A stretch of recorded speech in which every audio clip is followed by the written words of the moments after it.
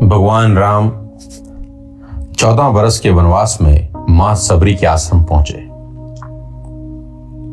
एकटक देर तक उस सुपुरुष को निहारते रहने के बाद बुजुर्ग भीलनी शबरी के मुंह से बोल फूटे, कहो राम, सबरी की डीह ढूंढने में अधिक कष्ट तो नहीं हुआ?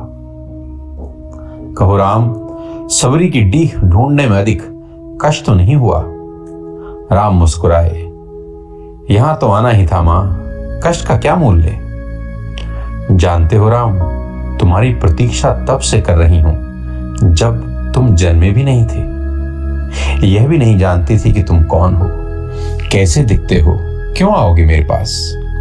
बस इतना अज्ञात था कि कोई पुरुषोत्तम आएगा जो मेरी प्रतीक्षा का अंत करेगा। राम ने कहा, तभी तो मेरे जन्म के पूर्व ही तय हो चुका था कि राम को सबरी के आश्रम में जाना है। एक बात बताऊं प्रभु, भक्ति के दो भाव होते हैं, पहला मरकट भाव और दूसरा माजार भाव। बंदर का बच्चा अपनी पूरी शक्ति लगाकर अपनी मां का पेट पकड़े रहता है ताकि गिरे ना। उससे सबसे अधिक भरोसा मां पर ही होता है, वह ऐसे पूरी शक्ति से पकड़े रहता है।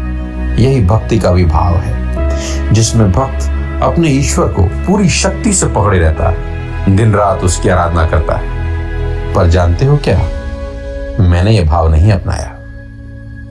मैं तो उस बिल्ली के बच्चे की भांति थी जो अपनी मां को पकड़ता ही नहीं, बल्कि निश्चिंत बैठा रहता है कि मां है ना, वह स्वयं ही मेरी रक्षा करेगी। और मां सचमुच उसे अपने मुंह में टांग कर घूमती है। मैं भी निश्चिंत थी कि तुम आओगे, तुम्हें क्या पकड़ना। राम मुस्कुरा कर रह गए। भीलनी ने पुनः कहा, सोच रही हूं, बुराई में भी तनिक अच्छाई छिपी होती है। कहां सुदूर उत्तर के तुम, कहां घोर दक्षिण में मैं। तुम प्रतिष्ठित रघुकुल के भविष्य, मैं वन की भीलनी। यदि रावण का अंत नहीं करना होता तो तुम कहां से आते? राम गंभीर हुए, कहा, भ्रम में ना पड़ो मां, राम क्या रावण का वध करने आया है?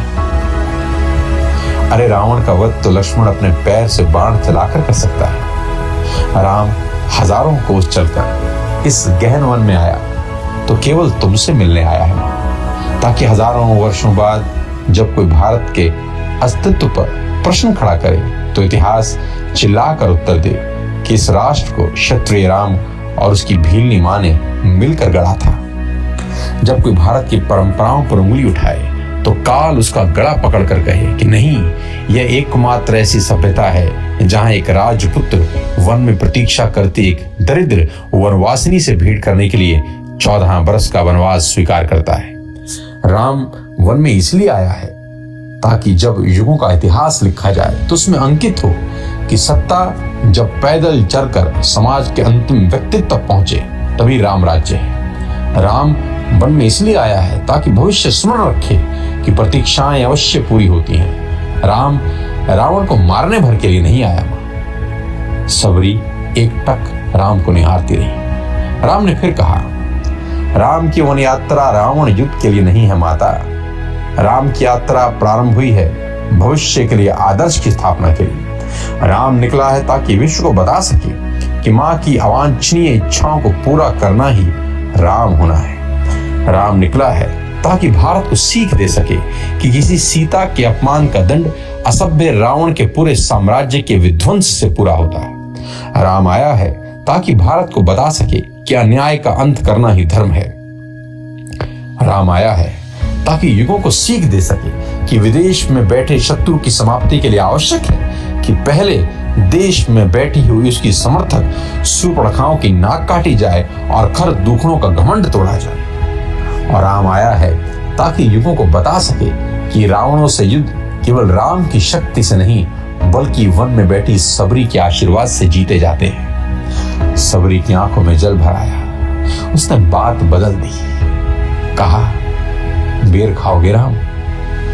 राम मुस्कुराए, बिन खाए जाऊंगा भी नहीं मां। सबरी अपनी कुटिया से झपोली में बेर भरकर लाई और राम के समक्ष रखती है। राम और लक्ष्मण खाने लगे तो पूछी, मीठे हैं ना प्रभु?